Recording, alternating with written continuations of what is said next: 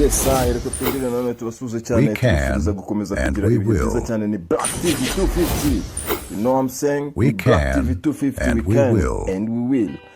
Reka tubabwire ku nkuru y'umukobwa bita Alia Cool, ni umukobwa cyangwa se n'umugore wamenyekanye cyane mu Rwanda mu bijyanye na filme production cyangwa se yabaye n'umunyamakuru kuri Flash TV. Ikindi kintu yakinnye mu mafilme agiye atandukanye kugera kuri uyu mwanya biravugwa ko ari uri mu rukundo n'umuherwe cyangwa se umukire Lugumi Saidi. Ibyo byose biri kugaragazwa n'inkuta nkoranyambaga zabo nizo ziri kwivugira, ntabwo ururimi rwabo cyangwa iminwa yabo ari iri kuvuga, hari kuvuga inkuta nkoranyambaga zabo. Ushobora kwibaza ngo ni gute?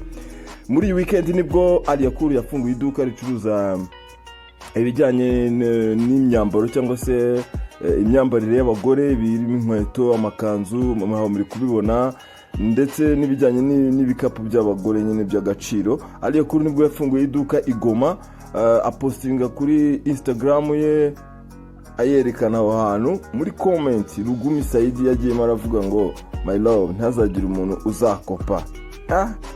What's the next? What's going on? Kuvuga rero ntazagira umuntu azakopa, ibyo byose kuba byonyine yateye comment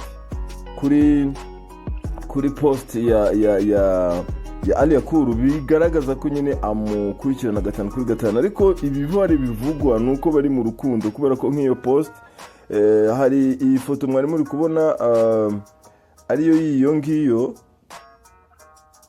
Alia Cool aba yambaye, nibyo twababwiraga aho ngaho yapostinze ifoto ye y'umukara areba imbere atagaragara mu maso. Ariko Alia Cool we kuri urabona nk'iyo ngiyo uri kureba kuri post ya Alia Cool, we ari kureba inyuma afashe kuri rinete, ni post. Hanyuma iyi ngiyi areba imbere ni Saidi Lugumi wayipostinze ayandikaho ngo my love, thanks for loving me.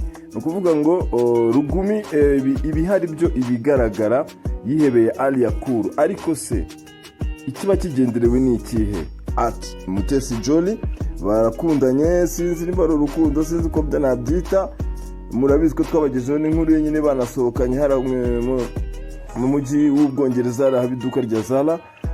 Nukuvuga ngo Alia Cool ubu ni ukurikiyeho ni uri kwibere. Ibyo byose ni ibintu biba bigaragarira amaso ya rubanda. Icyo twakwibaza cyo ni kimwe, Lugumi kuki urukundo cyangwa se ibyo ari gukora biri kugaragara mu gihe gito cyane, ari gukora ibintu bigaragara mu gihe gito cyane agahita nk'ubu yakoze unfollow kuri Mutesi Jolly. Nimba nawe ari ukubaka izina, nimba ari ubuhe buryo ari kubitwaramo ntabwo tubizi, gusa abana b'abakobwa bacu b'Abanyarwanda icyo twabasabira nuko ibi bintu byazarangira amahoro. Ikigaragara cyo nuko rwose mu Rwanda abakire cyangwa se abatajiri bamaze kuhabona ko hashobora kuba hava igitsina gore cyiza. Reka tubashimire. Ni Black TV 250.